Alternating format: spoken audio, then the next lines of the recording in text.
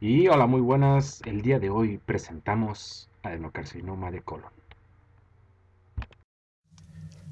Para adentrarnos en el tema vale la pena recordar varios conceptos que son importantes.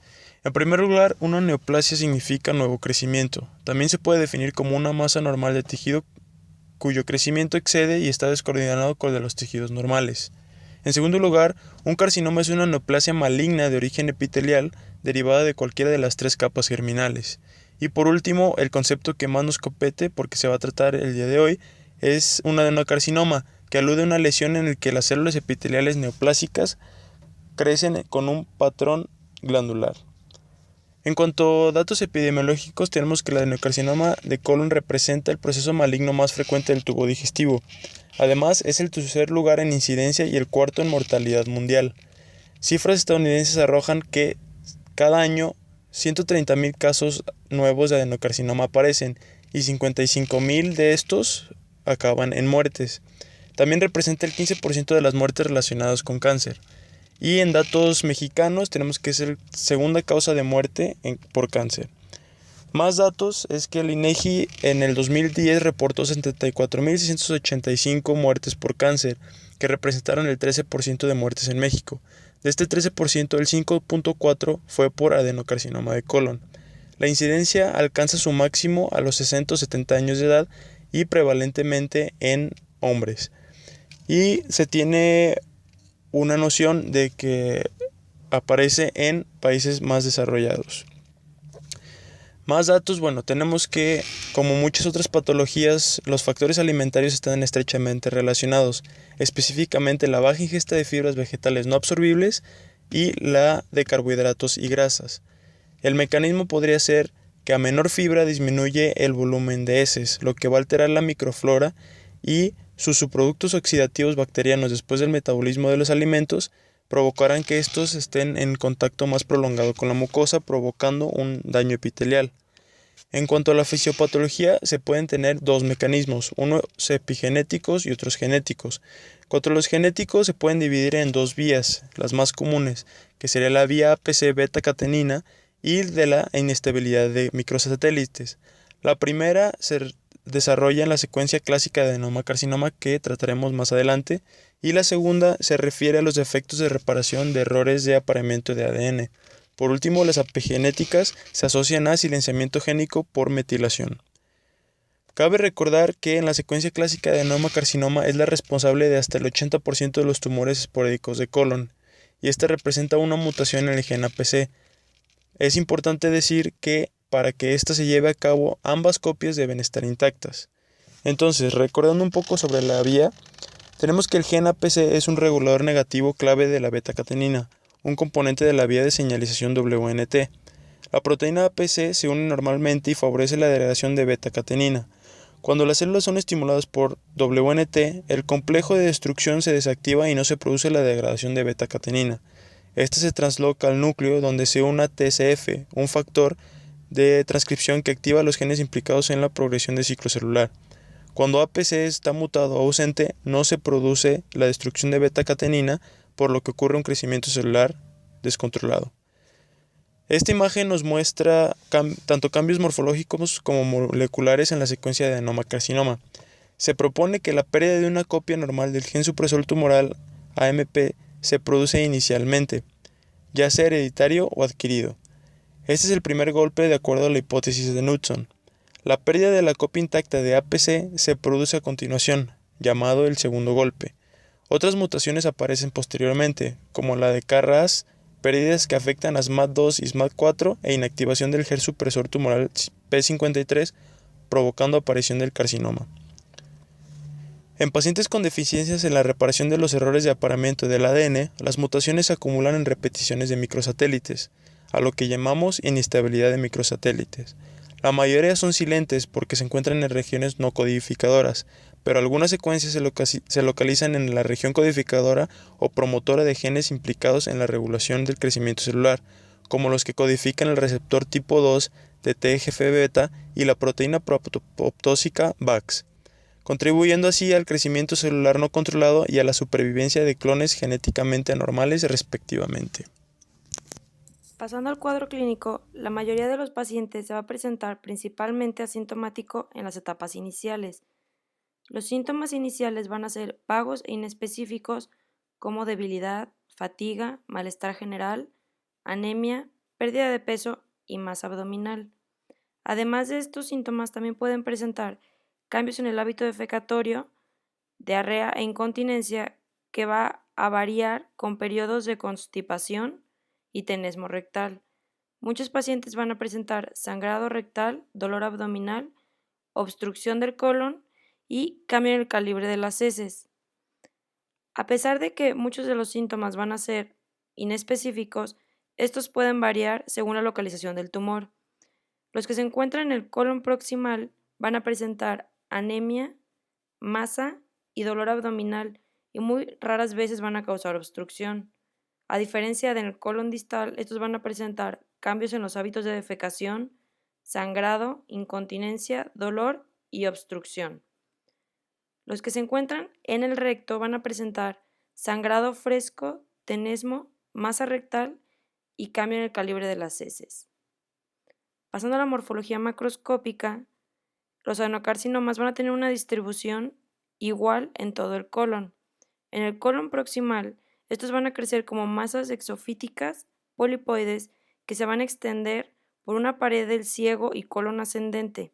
Como estas son zonas de gran calibre, muy raramente van a causar obstrucción. Como podemos ver en la imagen izquierda, este es un tumor que, tiene una coloración roja, tiene los bordes delimitados, es sésil y exofítica. Por otro lado, los tumores que se encuentran en el colon distal tienden a ser lesiones anulares que producen constricciones en forma de servilletero y estenosis, que va a producir una obstrucción. Esto se va a ver en la foto a la derecha, que podemos ver que es un tumor infiltrante. Bueno, en esta imagen podemos ver un adenocarcinoma polipoide. La tumoración es exofítica y se extiende en el lumen del colon. La superficie es lobular o papilar y, como podemos ver, no presenta ninguna ulceración.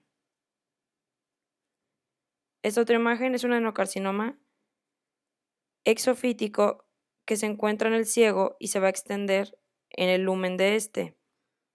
En la segunda imagen podemos ver cómo es evidente la lesión que casi bloquea completamente el lumen.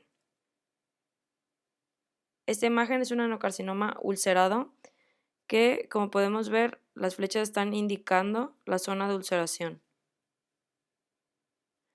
Y por último tenemos un adenocarcinoma estenosante. Esta imagen se ve la forma de servilletero donde la porción proximal se va a encontrar dilatada como resultado de la obstrucción que va a ocasionar el tumor. Además de esto, podemos ver que presenta melanosis coli, que esto es debido a la lipofusina que se encuentra en los macrófagos. Vamos a comenzar entonces con la histopatología de carcinoma renal, la morfología microscópica del adenocarcinoma de colon. Correcto. Bueno, entonces antes de ir a ver el microscopio, lo que vamos a denotar aquí es el proceso maligno más frecuente en tubo digestivo, es decir, que causa más muertes dentro del tubo digestivo. Y antes de ver el microscopio, vamos a analizar la distribución de lo que es el carcinoma de colon, partiendo entonces de dos puntos de vista.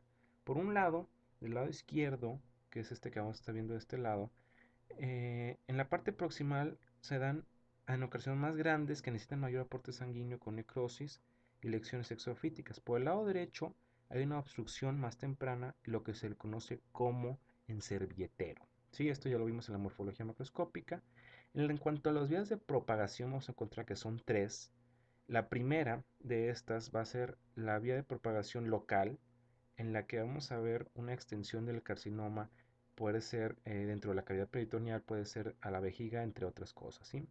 La segunda vía es la vía linfática, en la que se va a dar una propagación a través de los vasos linfáticos que drenan esta zona del colon hacia los ganglios, ¿sí? La tercera vía, la vía más importante de propagación, es la vía sanguínea. Esta vía sanguínea se va principalmente a través de las arterias, de la vena porta, de la vena cava. Por un lado, la vena cava puede dar diseminación al pulmón y la vena porta al hígado. Y de estos, la principal metástasis se va a dar al órgano del hígado por la vena porta que ya dijimos, ¿sí? Este drenaje de todo el sistema digestivo. Entonces, antes de ir al microscopio también vamos a actualizarnos con las características de las células dendríticas altas que se parecen al epitelio displásico encontrado en los adenomas, es decir, van a ser células columnares parecidas a las glándulas, estas glándulas que se van a encontrar displásicas. En esta imagen encontramos lo que sería una glándula marcada con la flecha de color negro que vamos a encontrar aquí. ¿Sí? Entonces, esta glándula va a ser una glándula displásica con las características de cuáles. Características con núcleos apilados, como los podemos ver aquí marcados en azul, con hipercromasia y pleomorfismo, diferentes tamaños, etcétera. Y muy importante que no es una glándula normal, es una glándula dentro del parénquima colónico, así que no está en la mucosa. Otras características, principalmente que van a ser tumores exofíticos, es decir, que van a crecer hacia la luz o la pared luminal del colon. Va a haber respuestas desmoplásicas, principalmente que les va a dar una consistencia firme. Vamos a encontrar una característica de células en anillo de sello. Estas van a ser las que van a producir mucina o tumores que sean principalmente mucosos, perdón. Y también vamos a encontrar tres tipos de estos tumores. Podemos bien diferenciados, moderadamente diferenciados o los mal diferenciados, ¿sí? En un 15%. Ahí vemos los porcentajes. ¿Esto en qué va? Va principalmente acorde al grado de diferenciación de glándulas que podemos encontrar, siendo los bien diferenciados con mayor o prominencia de glándulas, ¿sí? Para mayor claridad, vamos a ver en esta imagen un adenocarcinoma bien diferenciado. ¿Esto por qué? Pues por la característica que acabamos de mencionar ahorita, que son tumores donde se ven glándulas prominentes, como la que estamos viendo aquí, con características núcleos hipercromáticos elongados, como los estamos diferenciando en esta parte. Déjame agarrar otro color, estos mismos, y restos necróticos en la luz glandular, como los mencionados en color rojo, que pueden ser característicos del adenocarcinoma. Para mayor claridad, aquí vemos una imagen con células productoras de mucina, o las que se les conocen como en anillo de sello. Estas en anillo de sello, puesto que parecen, tiene una figura más circular, ¿sí? Por una vacuolización de la mucina que va a aumentar la vacúola y empujar el núcleo hacia la periferia, como lo estamos marcando en color rojo. Continuando, entonces, ahora sí podemos avanzar a lo que sería el microscopio y ver una laminilla, un pequeño caso, sí, desde la morfología microscópica. Entonces, aquí tenemos el colon con un tumor que está marcado por la flecha en color blanco. Es un tumor, se ve de aspecto mucoso, lo estamos delineando ahorita en color azul. Este tumor, adenocarcinoma de colon, se ve diferente a la mucosa que está normal, esta mucosa normal periférica, como está marcando ahorita en color rojo, ¿sí? Y entonces podemos hacer un corte a este adenocarcinoma en su parte más ancha, y lo que veríamos es lo que vamos a mostrar en la siguiente diapositiva, que es esta figura de aquí. Podemos diferenciar macroscópicamente las capas del colon, que serían en morado la mucosa, en otro color azul la submucosa, en otro color la capa muscular propia, esta capa de músculo liso, y por último la capa sedosa, la capa más externa, ¿verdad? Un poquito también de grasa ahí. Entonces, el tumor, que va a ser principalmente en proliferación de la capa mucosa, y dijimos que se basa en este tejido. Estamos viendo ahí el tumor, y ahora vamos a delimitarlo. Podemos observar que está penetrando en lo que sería esta capa blanca, que es el músculo o la capa muscular propia, la capa de músculo liso. Y ahora, si hacemos una biopsia y lo ponemos en el microscopio en nuestra laminilla de este pedacito, lo que podemos encontrar es la siguiente imagen. En esta imagen es la que nos vamos a estar basando, y del lado superior derecho podemos ver el cuadro. Entonces, hacemos un zoom a esta parte en que estamos marcando con la flecha, y lo que vamos a ver es principalmente, o primero vamos a marcar la capa mucosa que se ve normal, ¿sí? Esta capa que tiene glándulas por células caliciformes, por células caliciformes o células de Glovet. Ahí hay una pedazo que se dobló de la submucosa que tiene vasos sanguíneos, y ahorita en este pedazo donde está la flecha es donde vamos a ver el cambio de mucosa, ¿sí? Vemos un tejido de mucosa muy proliferado, muy grande, parecido a lo que sería un pólipo adenomatoso. Y estas glándulas están siendo desplazadas o están avanzando hacia la otra parte del parénquima, hacia la parte submucosa, de la capa submucosa, ¿sí? Todas estas son glándulas displásicas de las que ya hablamos, son células cilíndricas. Y bajamos un poquito el microscopio, vamos a ver esta figura en la que se observan vasos sanguíneos, como los que se marcan en rojo. Eso quiere decir que estamos en la capa submucosa. Y vemos de nuevo todas estas glándulas displásicas que vienen desde la mucosa, penetrando la submucosa, muy probablemente ya penetrando, como dijimos, a la capa muscular propia, ¿sí? Hacemos un acercamiento a esta parte del cuadro negro y vamos a observar este tejido en el que la flecha está observando estas glándulas, ¿sí? Son las mismas glándulas de las que hemos estado hablando todo este tiempo. Y este pedazo, todo este color rosita sería el músculo liso o la capa muscular propia. Entonces quiere decir que ya penetró dentro de la capa muscular. Hacemos el acercamiento y la flecha nos señala lo que sería una glándula displásica.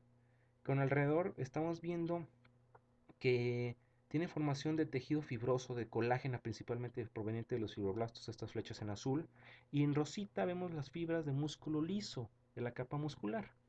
¿Sí? Movemos un poco la laminilla y vamos a encontrar otro pedazo con adenocarcinoma, ¿sí? Esta laminilla entonces en la que podemos identificar las mismas capas muscular, esta muscular, la submucosa, la muscular propia y la de serosa, perdón. La primera fue la mucosa, ¿sí? Entonces hacemos un acercamiento de esa parte de la mucosa y lo que vamos a ver son, como ya dijimos, glándulas, y aquí estamos delimitando el tumor, principalmente donde vemos el cambio de mucosa normal a la mucosa muy proliferada ya de manera típica, ¿sí? Entonces, aquí estamos viendo las mucosas, perdón, con los núcleos, las glándulas con núcleos eh, alineados, es decir, se ven probablemente como glándulas normales. Aquí señalamos la submucosa y nos cambiamos un poquito de imagen para ver ese infiltrado inflamatorio intenso, ¿sí? Por lo menos ahí encontramos un folículo linfático secundario y hay que recalcar todo este infiltrado inflamatorio. Ahí está la capa mucosa, la capa de submucosa en verde y la capa de la muscular en lo que sería el color rojo. Entonces estamos hablando de una penetración hacia la muscular, ¿sí?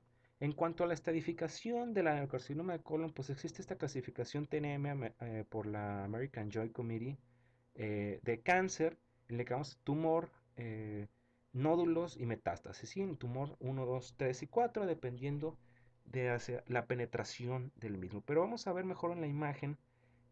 Aquí dividimos estadios y los tumores, o sea, el T, 1, 2, 3 y 4, ¿sí? Comenzando por el estadio 1, que vamos a ver tumor o T1, en el que va a penetrar hasta la mucosa y también a la submucosa. Eso nos da un estadio número 1. En contrario, si hay una penetración muscular propia, nos da el estadio 2. El estadio 3 ya avanza durante todas las capas, es decir, más allá de lo que es, perdón, el T3 va más allá de lo que es la muscular propia y nos da el estadio 2. Por otro lado, si existe metástasis a 1 a 3 ganglios, vamos a encontrar ya estadio 3, N1 estadio 3 o N2 estadio 2, N2 estadio 3, ¿sí? Y metástasis a distancia es cuando ya hay un estadio 4, el más severo, que sea con el menor pronóstico, como podemos ver, supervivencia 5 años, menor a 5, ¿sí? El tratamiento del adenocarcinoma de colon, se da principalmente, eh, pues la manera más eficaz, lo mejor, así, lo mejor es la extirpación quirúrgica total del tumor, ¿sí? Aunque esta no siempre se puede dar en todos los casos. Posteriormente, antes, perdón, de la extirpación, hay que valorar y buscar metástasis, ¿sí? Para ver si podemos extirpar completo. Y después hay que vigilar al paciente cada 3 años. Una alternativa, si existe metástasis, ya dijimos que principalmente a la hepatopatía, pues podemos quitar el hígado parcialmente, pero de todos modos siempre hay que vigilar al paciente cada 3 años, ¿sí? Otras alternativas es la radioterapia, principalmente en combinación con la quimioterapia.